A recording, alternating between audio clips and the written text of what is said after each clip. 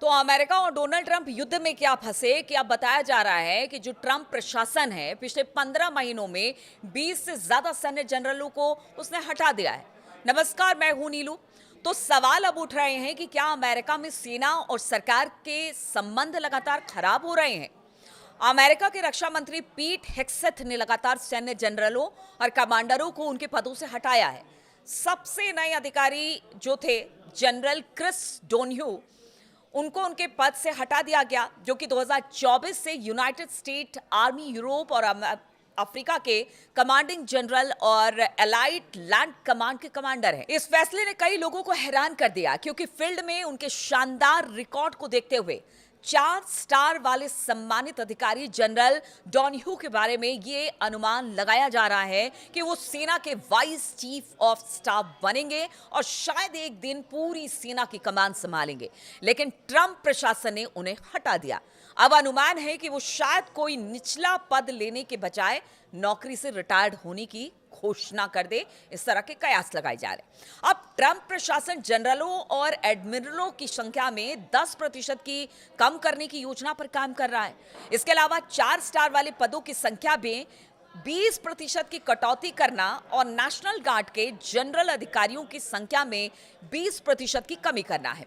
इसके पीछे उनकी बताई गई वजह जो है वो रणनीतिक तैयारी को अधिकतम करना और अनावश्यक सैन्य ढांचे को हटाना है। यानी वो इसे गैर जरूरी मान रहे हैं। जितने भी 4 स्टार अधिकारी हैं उनके, वो सब उनकी जरूरत नहीं है और इसी वजह से ये सब कुछ एक बदलाव के तौर पर देखा जा रहा है, इसीलिए हटाने की बात हो रही है। अब रक्षा मंत्री पीट हेग्सेथ की बात की जाए तो उनके फैसले की काफी आलोचना भी की जा रही है और उनका कहना है कि अनुभवी अधिकारियों के जाने से अमेरिकी सेना के फैसले लेने की क्षमता कमजोर होगी। आपको बता दें कि अमेरिकी संविधान के तहत मिलिट्री अधिकारियों को नौकरी की गारंटी नहीं मिलती है। संविधान के आर्टिकल 2 सेक्शन 2 के तहत राष्ट्रपति मिलिट्री के कमांडर इन चीफ होते हैं। वो उन्हें नौकरी से निकाल सकते हैं या निचले स्तर के पदों पर भेज सकते हैं।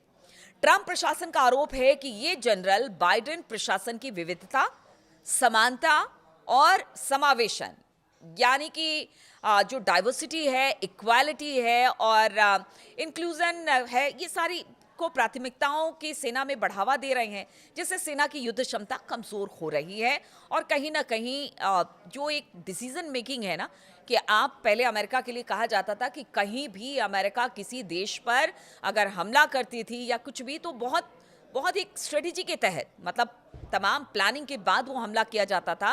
लेकिन पीछे कुछ दिनों में ये देखा गया कि यहाँ पर कुछ कमी दिखाई दी है।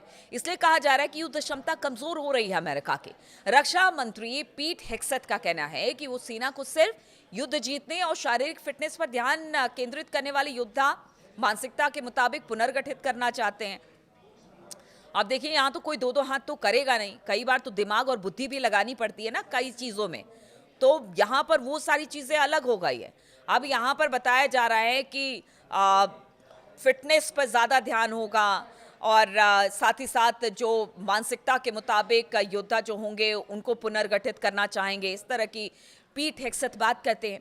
ट्रंप प्रशासन ने इसके तहत 4 स्टार जनरल एडमिरलों की संख्या 20% तक की कटौती करने की योजना बना ली है। जो अधिकारी ट्रंप प्रशासन के आक्रामक विदेश और सैन्य नीतियों जैसे कि ईरान के साथ तनावपूर्ण संबंध से असहमत थे या फिर जिन्हें योजनाओं पर आपत्ति थी, उन्हें पद से हटा दिया गया। यानी जो उनके मुताबिक बात नहीं कर रहे थे, उन सबको पद से हटा दिया गया। उनको रखने का कोई मतलब नहीं है, ऐसा अगर अमेरिकी गवर्नमेंट की तरफ से देखा जाए और उसको समझा जाए तो ऐसा ही लगता है। अमेरिका के जो विपक्षी नेता हैं, रक्षा विशेषज्ञ हैं और आलोचक हैं, उनका मानना है कि सेना के पेशेवर नेतृत्व में राजनीतिक आधार पर की गई ये कार्रवाई अमेरिकी इतिहास में लगभग अभूतपूर्व है और इसके परिणाम गंभीर हो सकते हैं। अमेरिका में लोकतांत्रिक परंपरा रही है और सेना गैर राजनीतिक रहकर देश के संविधान के प्रति वफादार रहती है, न कि किसी व्यक्ति विशेष या फिर राजनीतिक दल या राष्ट्रपति के प्रति। इस तरह के पर्च यानी कि सफाई को लेकर बताया जाता है कि ये डर पैदा हो गया है कि भविष्य में अधिकारी निष्पक्ष सलाह देने के बजाय राष्ट्रपति को खुश करने वाले बातें करेंगे, यानी कि चाटुकारिता की इंतहा हो जाएगी। जो सुनना चाहेंगे राष्ट्रपति वही उनके सामने रखा जाएगा। तो इससे देश हित में तो बिल्कुल ये सही नहीं है, इस तरह से मानना है बहुत सारे लोगों का। आलोचकों का कहना है कि एक वॉरियर बोर्ड बनाकर जनरलों की समीक्षा करना और उन्हें एक झटके में हटाना रक्षा विभाग के भीतर डर का माहौल पैदा कर रहा है, जिससे सेना का स्वतंत्र ढांचा प्रभावित हो रहा है। यानी अब तक जो इंडिपेंडेंट एक स्ट्रक्चर था सेना का, वो कहीं ना कहीं इससे डिरेल होता दिखाई दे रहा है। डोनाल्ड ट्रंप प्रशासन ने पिछले 15 महीने में 20 से ज्यादा सैन्य जनरलों को हटा दिया और इसके बाद अब सवाल उठ रहा है कि क्या अमेरिका में सेना और सरकार के संबंध खराब हो रहे हैं। तो ये हो रहे हैं और लोगों का मानना है कि अगर इसी तरह से ट्रंप फैसले लेते रहे या ट्रंप सरकार फैसले लेती रही तो जो सेना अब तक अपने देश के प्रति वफादार रहती थी, वो कहीं ऐसा ना हो कि राष्ट्रपति के प्रति वफादार होकर रह जाए और एक पूरा का पूरा जो एक अमेरिका का ढांचा है, सैन्य ढांचा है, वो चरमरा जाए। इसलिए चिंता इसी बात को लेकर है कि अगर राष्ट्रपति सेना की बातों को दरकिनार करते हैं, उसको सुनने से इनकार करते हैं, तो फिर ये अमेरिका के हित में बिल्कुल नहीं होगा। क्योंकि जिस तरह से लोग हटाए जा रहे हैं और अगर पीट हेग्सेथ की बात की जाए, उन्होंने कहा कि एक रिफॉर्म के तौर पर इसे देखना चाहिए, इसमें कोई बड़ी बात नहीं है, ये होते रहना चाहिए। तो ये ज़रूर अमेरिका और अमेरिका के लोगों के लिए एक चिंता का विषय है। इसलिए एक्सपर्ट इसे मान रहे हैं कि इस तरह से करना ठीक नहीं है। इसके दूरगामी जो परिणाम है वो बहुत खराब होने वाले हैं।